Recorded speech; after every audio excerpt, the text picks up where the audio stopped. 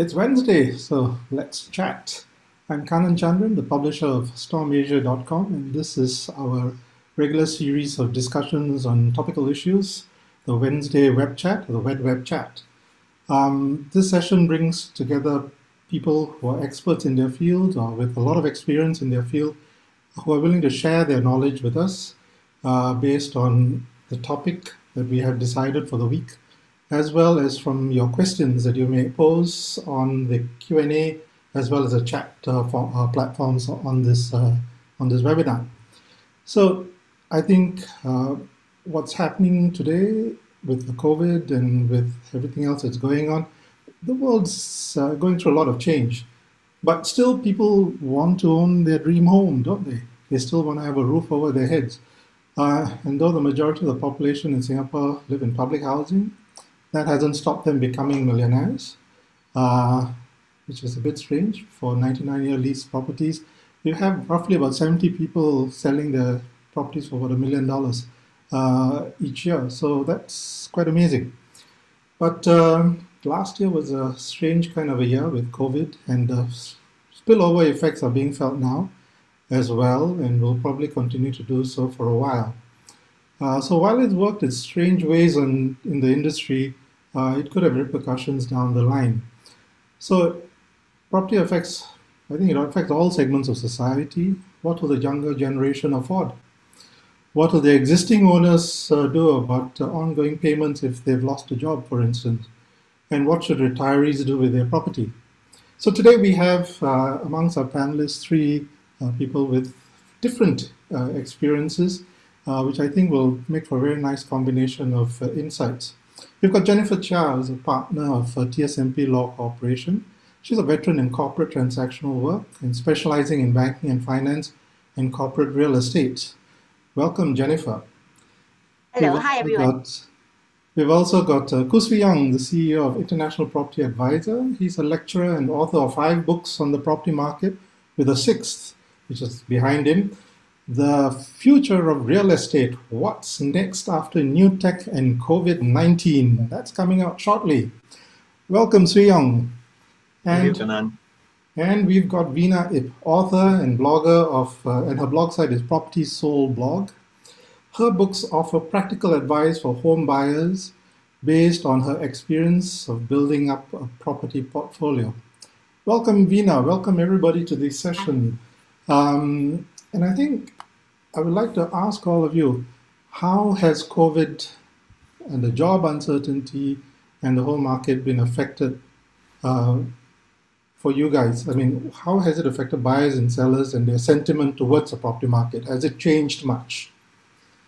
Maybe we'll start with Jennifer, since you would have seen some fair few transactions. Sure. Thanks, Kanan. So with COVID last year, it hit about a year ago. A lot of things went down in the sense that people couldn't view premises, and to some people that was very, very important. So with viewings down, nobody was really buying and selling during April and May last year. And even when the economy opened up in June and July, people were still very tentative because they were not sure how the economy would pan out and whether the crisis would get worse. So from a legal transactions viewpoint, we only saw a pickup in the real estate market, the residential one also, towards the last quarter of 2020. That was about October, November, December. And it's still continuing up to today. In fact, I would say it got stronger in 2021, with both buyers and sellers both in the market. In fact, just the last week, I've had a whole spectrum of the residential market asking me to act for them, both for those who own apartments, those who own condominiums, and we've even got some movements in the GCB area. Okay, cool. So it's looking promising this year, right? But That's not at levels that it was pre-COVID, or I think it's actually quite close to what it was pre-COVID, because you must remember last year that demand was stifled because a lot of people who had ready cash were not willing to enter the market because of the uncertainty. I think this quarter, especially in 2021, Singapore has been able to control the virus within Singapore itself. We've been able to also do our tracing properly so that we can close community clusters as soon as possible. The vaccine is in. I mean, the mutations are another thing, but people are more upbeat now with the vaccines. okay. Also, the low interest rate environment is still prevalent, and people are using that now to buy and sell. Okay, cool. Vina, how about yourself? What have you seen? Thanks.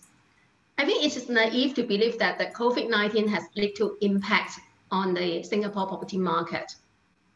So I think any rebound in the second half of last year is a very false impression. It's caused mainly by clearing of the transactions after lockdown. And there are many people who have been waiting to buy and sell their homes. So they now all come up to buy. And home buyers, some of them, they're desperate to move house because of the inconveniences of the working from home.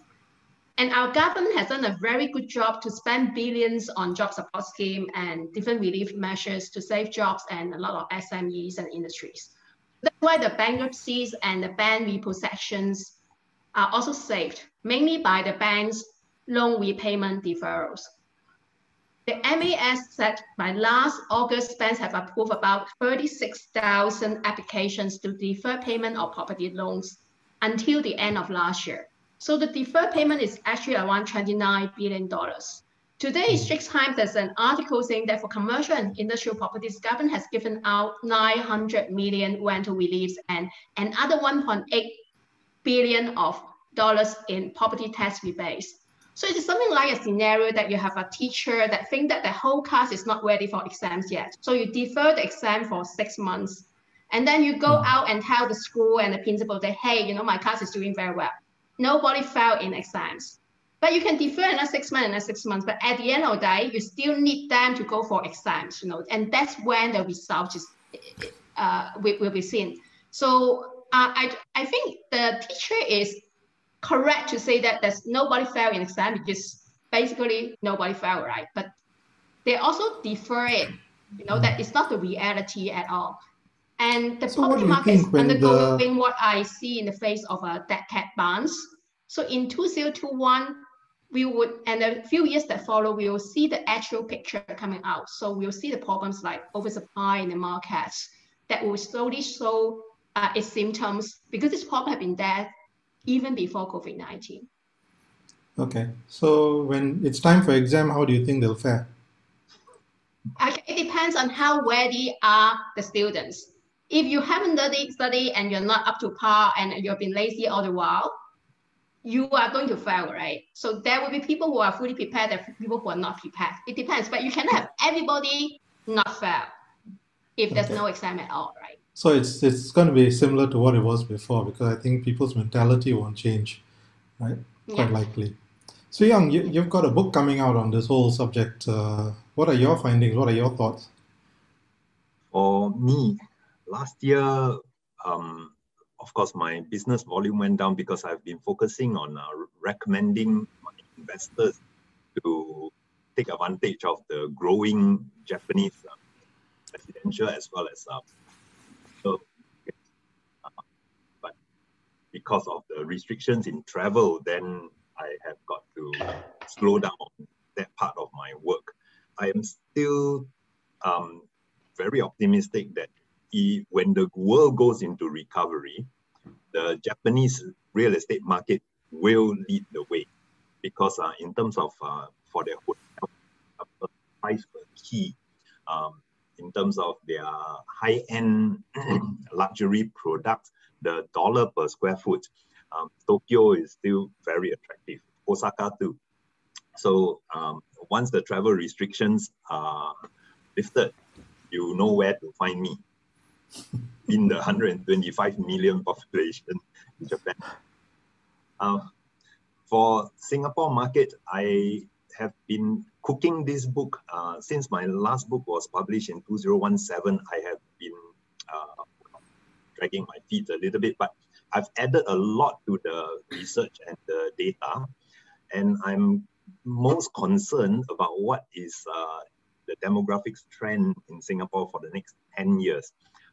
The bulk of baby boomers, each year from 2021 until 2060, in fact, for the next 40 years, each year we will have more than 50,000 Singaporeans celebrating 65th birthday. 55 years old and 65 years old milestones are important for Singaporeans because we plan our CPF and retirement funds around these two age milestones. And looking at how the death rates, birth rates are going, the shrinking population pyramid. One more data point for all of you who like data. From our forecast, around the year 2030, the number of deaths would exceed the number of births in Singapore. So at about 30,000 per year.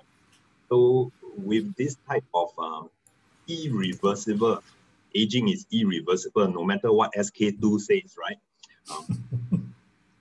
With this type of irreversible trends, I think we would be hard-pressed to squeeze additional yield from properties unless our economy can really have a very bold moves and Singapore starts leading the way in, for example, technology. Okay, so looking at what's been happening in this past year, do you see that there will be more people trying to get into the market now because they see opportunities out there? Do you think, I know there's been assistance provided to help people defer payments and all that kind of stuff, but you can defer payment at some point, it'll stop, but you may not have a job still. So what then? Do you see more properties coming to the market? Is it going to be a lot of distressed sales taking place? The distressed sales, we will have to probably wait for another 1 to 2 months because the borrowers who are unable to work out their loan packages with the banks would probably now undergo the process of maybe not going bankrupt, but the property being seized for foreclosure sales. This is a strange market. At the very top end, we have got high net worths who may be stuck in Singapore. We have got new schemes by EDB, MAS for the very wealthy people, the ultra high net worths, to come to Singapore.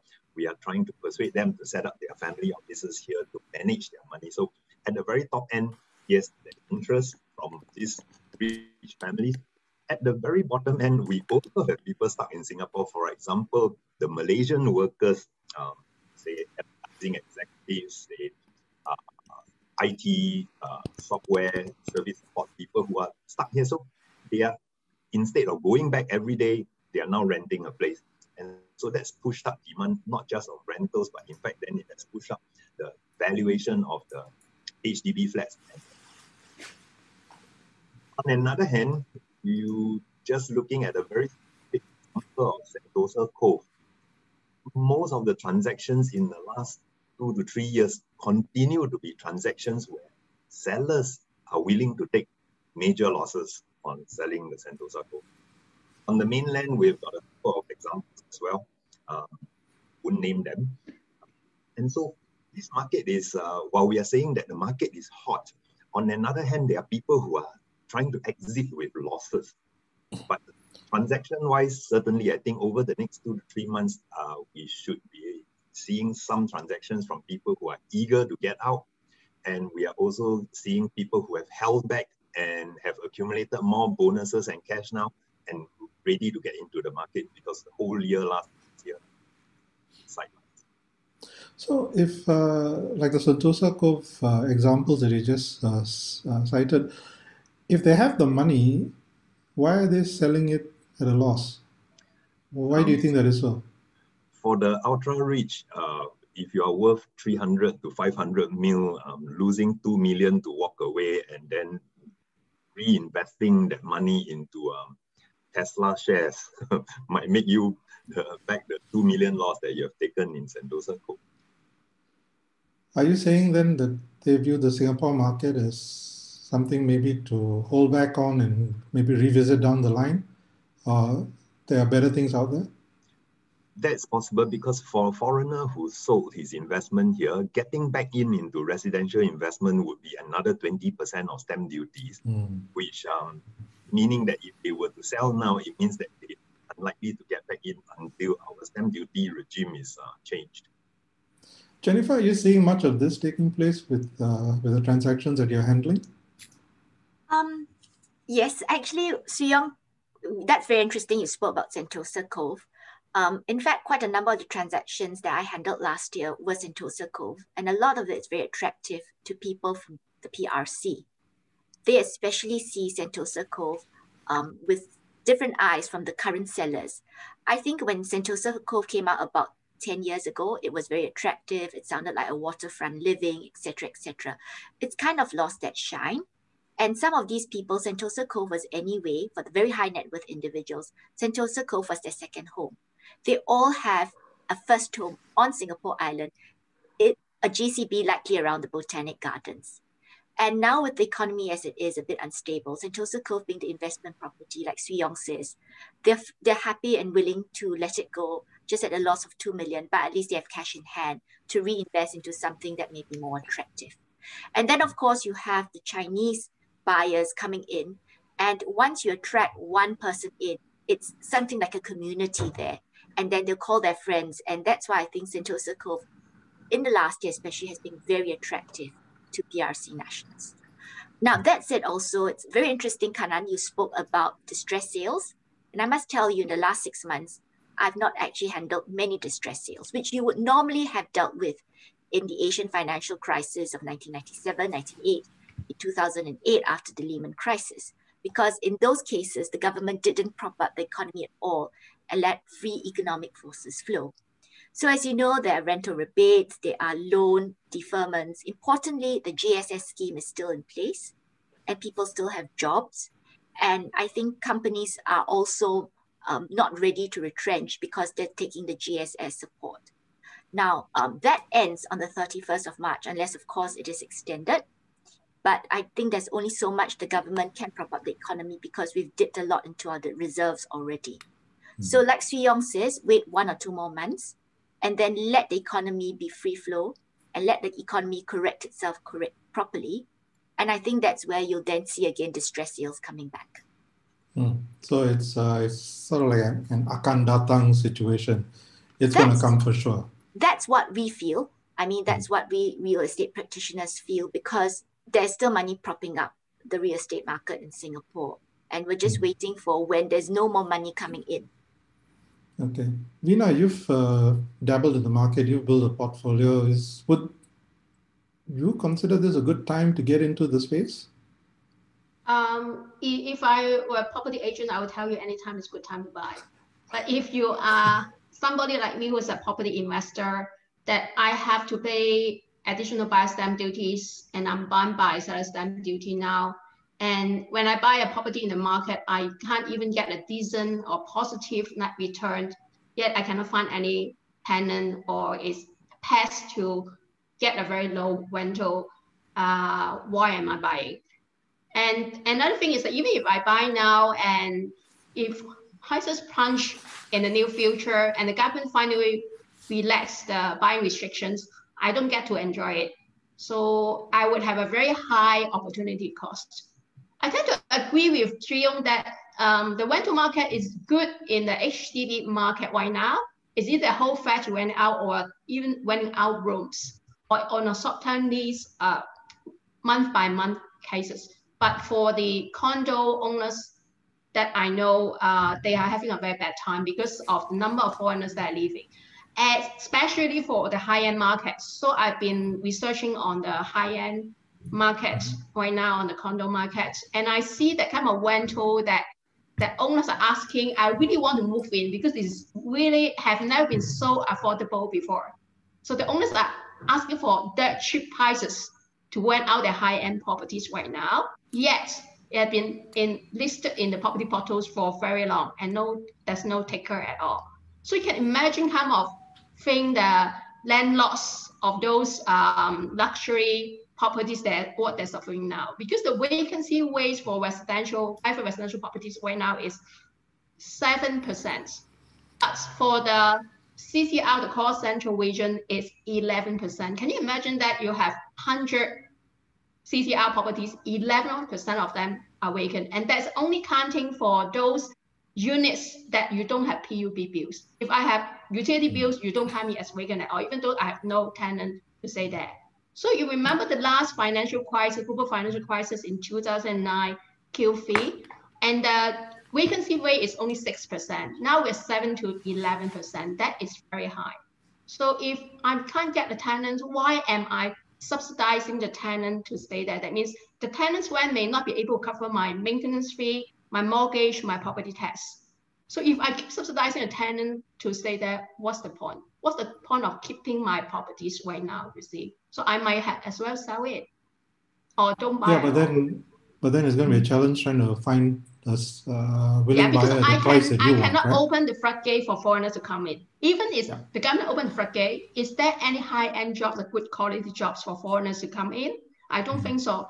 This is something that as a retail investor or individual landlord is not under our control, with no say at all. So we can only look at what the government can do and what the macro economy is doing. So for things that are not under our control, we better not touch as an investor. It is very risky. So to put that, to back up that point with some numbers, I'm just looking at the Ministry of Manpower release from last Friday.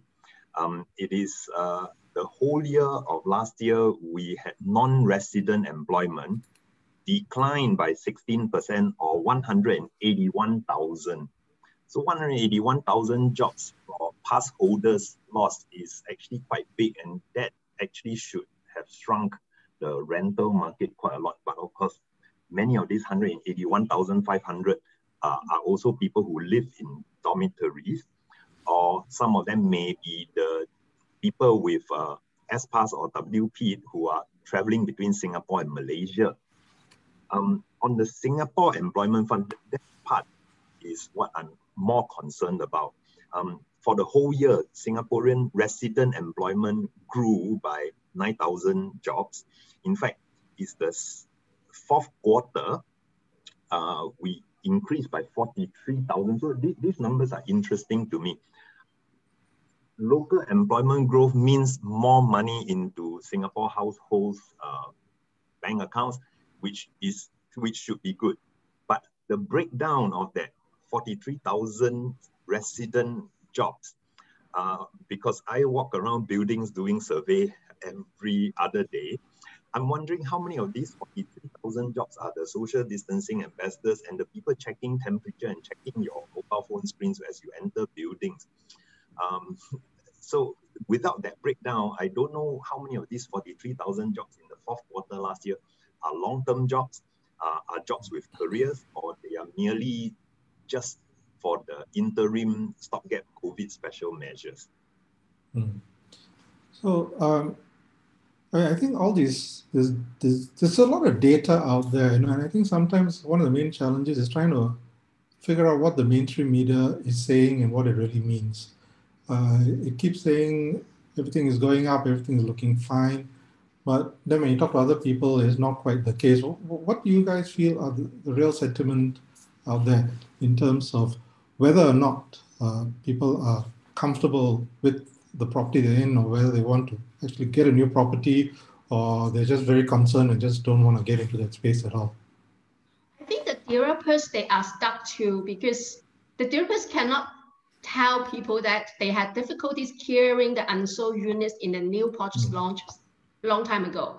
And the sales results of new launches are a far cry from what we have at the market peak in 2013, when you have 100% also out in one day. Today, if you launch a project, even though you have 12,000 visitors to the sales gallery during the period weekend. During the actual week of launch, if you have 20 to 30% of units sold, you are considered very good, excellent already. But if you look at the URA website, you'll find that there are at least like 15 new projects that have launched for over 1 year, over 12 months, but still have more than 40% unsold. So if there are so many unsold units, how can the media tell them that, tell the people that, hey, the market is really bad, don't buy, because they have to clear it. And we said in 2020 last year, we actually have planned 40 new projects to launch, right? But because of COVID-19, because of the lockdown, we only managed to launch 23 of them. So what's going to happen in the 17 of them? And there are more that plan to launch this year, 2021, right? So together with that, we have at least 25 new projects that are queuing to launch. With that, I don't think the media or developers or the stakeholders or the industry stakeholders going to tell people that, hey, don't buy, we still have a lot to clear. So they have to say the market is good until they clear everything. And the media depends on the advertising dollars from developers as well, right? So I guess as consumers, we don't have a choice but continue to see all these news articles saying that how good the market is. But actually, when they check the figures, this is a very different picture. There's a question here. Thank you for the questions. Please keep them coming in. The Reef at King's Dock sells over 90% of 300 units offered over the launch weekend. Then the question is, although we are in a COVID-19 situation, there's unemployment, the vacancy rate of retail and office is trending up. Why do so many ignorant or passionate buyers still rush into this situation? Why are they still buying property? My mathematics is not good. What's 90% of 300 units is exactly 270 how many units of the whole project. And that's the sort of headlines that we see in the media, right? 90% of 300 units. So during the real heydays when things were really, really hot, I was involved with a couple of Sentosa projects as well as Vina projects, where developers' fees, property agents during launch went down to 0%. I also recall another one which was 0.2 or 0.3%. And some of these projects, we even had to ask the buyers, if you would like me to help you queue up overnight to secure you a slot to choose your unit, would you pay us a fee instead of for me to collect the fee from the seller, the developer? Today, a lot of new launches, the fees are between 2 to 4%. Some of the new launches that didn't sell so well and still have remaining units after 1.5 years, the fees may be up to 5%. And so that has pushed property agents to work really hard to earn these fees. So that's one aspect of it. Another aspect of it is with our wonderful world-class education, our investors are still probably too lazy to read a little bit more. So the project in this question, next to it, somewhere very nearby, there's another project that has been featured in the Age magazine's top loss-making resale transactions for quite many times. There are investors who are selling out nearby condominium units at between $500,000 to $1 million of losses. And so if investors realize that and they look at what are the dollar per square foot transactions just within the next 200 meters of this project, I think they might not have sold 90% of 300. So there's a question also from, that was sent in earlier. This is from a retiree.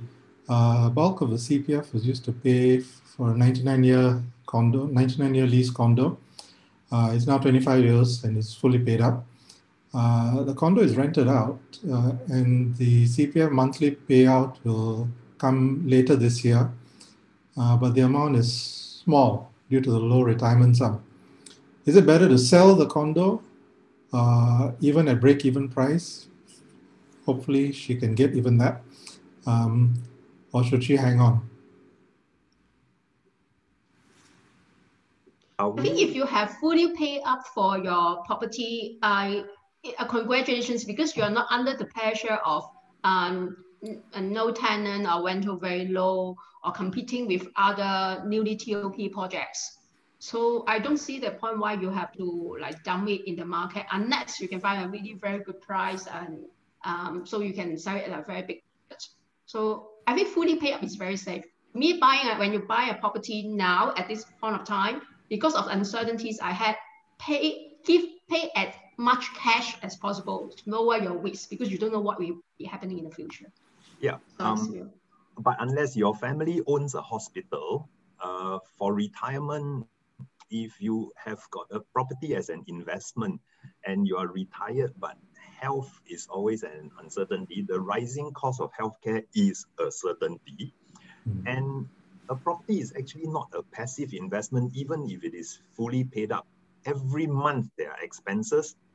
Every year there is the tax man behind you. And then if the property gets older as you get older, its maintenance requirements go up. Your own maintenance requirements go up too.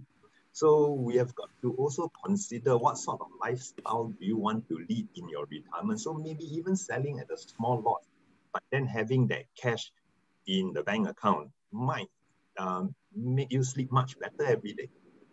I agree with Swee Yong on that. The other thing as a lawyer that I always remind my clients is because it's a leasehold property, remember you only have a finite ownership of it. And as the lease gets lower and lower, remember your pool of buyers also gets lower and lower because there are restrictions in borrowing from banks where the leasehold interest falls below 60 years and the use of CPF. And like Swee Yong says, it may be better to take that money, cash out and use it for something else. Or what people do is they recirculate that investment cash and buy a new leasehold interest or maybe put it into freehold property. I also see that Julian has also had a critique on his theory about maybe the most inelastic supply of property of buy and sell would be freehold landed property. And that's not a wrong theory because we know that the government has restricted the supply of landed freehold property in Singapore, and now all property usually issued by the government is leasehold. Thanks for answering that for Julian's critique of things. There are a couple of questions about landed properties. Actually, before we get into that, I just wanted to check on the 99-year lease discussion and what that means for HDB owners who might be getting long in tooth with their properties. What should the direction be for them? Because it's for sure going to hit them at some point down the line. Should they continue to stay in there? Should they look at moving out? What do you guys recommend? I have a relatively long chapter about this subject in the book. If your HDB is approaching 40 years of age, I think you should quickly sell to someone who is very rich and who is able to afford that following depreciation that comes after it has crossed the 40-year mark. If you are in a HDB flat that is now 20-something years, maybe you can still sell it to somebody and that buyer within the next 10 years might still be able to have the HDB flat hold its value, but subsequent to that, the value depreciation would then be relatively rapid as well. I've also written up a long proposal as to what we should do as a nation for amending this policy of HDB leasehold. Well, we'll see how that shapes up because I think that's an ongoing struggle, right, between the government and the public and the authorities. So we'll just have to see how they decide in the end. Yeah, coming back to the questions on landed properties that you wanted to address, Swee Yong. Yes. So in the past, it was the Singapore pathway, right? Other than the credit card, condo, car membership club thing, we were progressing along the line of getting a government grant to buy our flats, subsequently moving into a private condo, then subsequently moving into landed. That path has been taken on by baby boomers. That path has been taken on by the Generation X people. Do we really think that that path is a continuous train of a pipeline that would keep filling itself up? So think about, what would Generation Y and Generation Z want? Because if you were to buy a landed property today, you consider it a good investment, but it is only a good investment and you can only make a profit if you were to sell it in 20 years' time. Would the Gen X and Gen Y people like landed properties? And this is why I have been studying demographics and employment very closely. I think that in fact, the Gen X, Gen Y and Gen Z people who are in the university course and young working adults now are probably less keen, not as much as my generation and my elders are, to own a landed property. And as the baby boomers start to pass away, then there will be even more landed properties that will be handed down. And if a patriarch were to hand down his semi-D after he passes away, the 3 children, unless one of them wants to inherit it for his own use, otherwise it is easier to always sell the landed property and split the cash. And so over the next 10 to 15 years, we might in fact see quite many resale landed properties being made available. And one recent very high profile case is our celebrity performers in the media. They decided to sell their parents' good class bungalow at around King Albert Park area, right? So this inheritance thing will become more and more prevalent over the next 10 to 15 years. So I'm uncertain that landed is a definite winner. Comment on that because I myself experience that right now, because in our landed housing estates, it's around 18 years now. So those people who buy firsthand, the kids have grown up. So the old couples, they are like starting their landed house now. And there are a lot of young families with 2-3 kids. Then they come and buy over the landed house. So I see that there is still people who have the demand, because there will always be young families that they want more space for their children. So that's why they come. And so I don't see there's a problem right now for the turnover of landed houses, at least in our housing estates, because it's closer to schools, because it's closer to parents and more space for the children. But I will see the problem, that the potential problem that might appear in maybe 20 years time, when people are aging, and then more and more of our neighbors need to sell their house, but are there enough young families with young kids that want to take over it? So I think it depends on whether the aging is faster or the coming of young families is faster. So if our population, the shrinking population size is appearing, that would be potentially a problem over here. But I still see that the difference between why we choose to a landed rather than a 4-bedroom condo is that we don't have to pay the high maintenance fee if you stay in a condo, and we have the space that we need. So the overall running costs over the years, when we have young kids, we have a young family, is more worth it, I would say.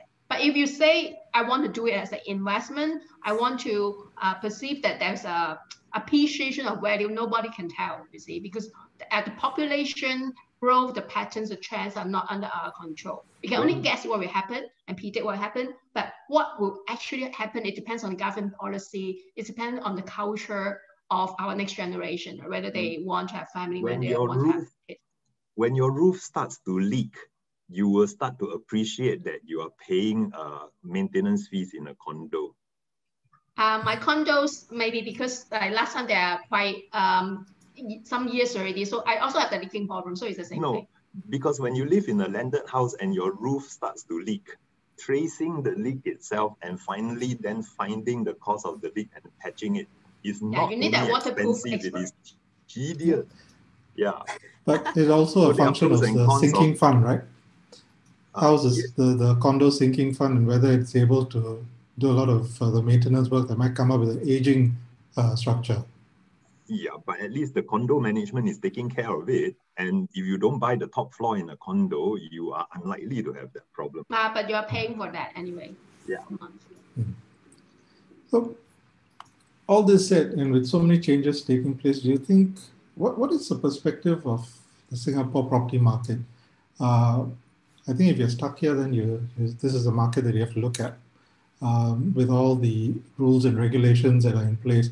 If you are a foreigner, is the Singapore market still viewed favorably versus other markets, or would they be running off to Osaka and buying up your properties that you're marketing over there, Swee Yong? I am more concerned on the macro side about whether this economy is competitive in the new tech-driven government. Our inability after the last 20 years of massive investments into science, technology, engineering, biotech. Have we produced patents sufficiently? Have we produced good, usable intellectual property that do we have inventors who are now sitting on royalty payments and just shaking leg every year collecting royalties? I think we are still a little bit far from that. And therefore, just giving out tax incentives to attract MNCs here, the MNCs must want to have a reason to come here, which is why then I'm monitoring the employment market, which categories of jobs are being created. So post-COVID, a lot of these answers are not available. We really have to look at the next 2 years as well as look at what this group of 40 ministers are doing. In the meantime, the outlook so far is not great. Not great. Jennifer, what do you think? Going on from Swee Yong's point, I think Singapore has an advantage because we've managed to deal with the COVID virus quite well. And we're actually known to be a progressive city where it's good to live and work. Now, the money is not in Singapore. Investments are actually in the region in Southeast Asia. But if we're talking about MNCs, Swee Yong, that's what I think, is that a lot of MNCs see Singapore as a safe place to put their headquarters. And our EDB has been very, very, they've been doing a lot to try to attract MNCs to put headquarters here in Singapore. So especially now with work from home and people don't really travel the region, it may be attractive to park your expat and their families here in Singapore. And that would, of course, help the high-end condo market and things like that. And then going on to Swee Yong's Japanese investments, if you're asking whether Singapore real estate and residential real estate is attractive, I would actually say this is something that's been happening the last 10 years. As we brought in ABSD, Singaporeans decided that there was no point in buying in their own home market, and they started putting their monies overseas. Now, that's when some of them got burnt because they realized Singapore's legal market when it comes to real estate and ownership of property is very, very robust. It's very easy to buy and sell and basically not get cheated. Some other countries around the region may not have been so good, and some people will have lost their monies. That said, I have clients who were very interested in Japan because Japan's residential and commercial real estate market, I think also the culture in Japan has made it a safe investment haven. Although Swee Yong, some of them tell me that Japan hasn't really got them the returns yet and they're still waiting. But of course, these are the people who didn't invest into Tokyo and Osaka. They were investing into places where they go for their ski, Hokkaido and things like that. And they said those didn't have no returns yet, save that they have a holiday home every winter. Look, if you invested out of passion, you invested in art, you invested in a Ming vase, would you expect your Ming vase to pay you a dividend? No, right? Yeah, but that is a Ming vase, you see. These are people who are Singaporeans, very commercially savvy, functional Singaporeans who, during the summer months, they would still expect that maybe they could rent out their property. In Hakuba, when there's no snow, you are renting to... But the beautiful spring flowers and summer flowers... that's almost as bad as a Ming vase. Practical about the investments. Okay. Okay, so work from home was something that you raised, Jennifer, and I think it's also one of the questions asked. If WFH continues and many highly paid CBD professionals don't need to be near the CBD, would some demand shift to more livable developments? That means with sea view or areas with more space outside of the shopping districts. In fact, this is the point that is also no answers now, but it's also something I'm concerned about. EDB has brought in many companies that made Singapore regional headquarters and global headquarters even, or for treasury management or for logistics, supply chain management, right? With work from home now, our supply chain specialists from Philippines, from Indonesia, from Malaysia, they can work in KL, but they are fulfilling the roles of international manufacturer with their supply chain headquarters in Singapore. And therefore, the total number of expatriates employed by the Singapore HQ could still be high, but they are physically not here. And that's the power of, look at how smooth this meeting has gone.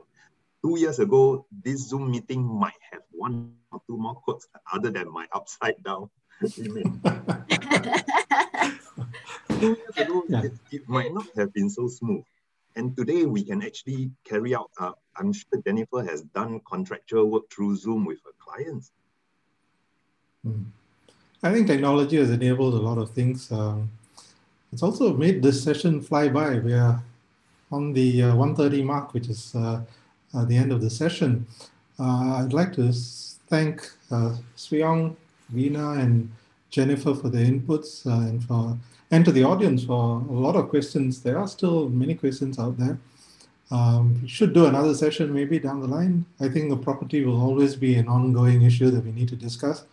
But I think it's evident from the discussion that we don't have a lot of the answers just yet. I think we still need to let COVID play out and see what happens, see how the market shapes up, see how the dust settles, and eventually we might get a better bearing on things. But again, we've got the issue of what the retirees do, what happens with the baby boomers bailout, and what will the next generation want in terms of property. And when travel comes back and opportunities arise in other parts of the region or the world, will there be a lot of people in Singapore still wanting to be rooted here? Or would they be happy to do that in any part of the world? And as Swee Yong said, you can work from home. You don't need, home doesn't need to be in Singapore anymore, right? So a lot of ifs and buts and what could and what may happen. So we'll just have to wait out that whole change and see what happens. But thanks again to everybody for joining this lunch session and for adding a lot of thought and ideas into the discussion. Thank you very much. Thank you.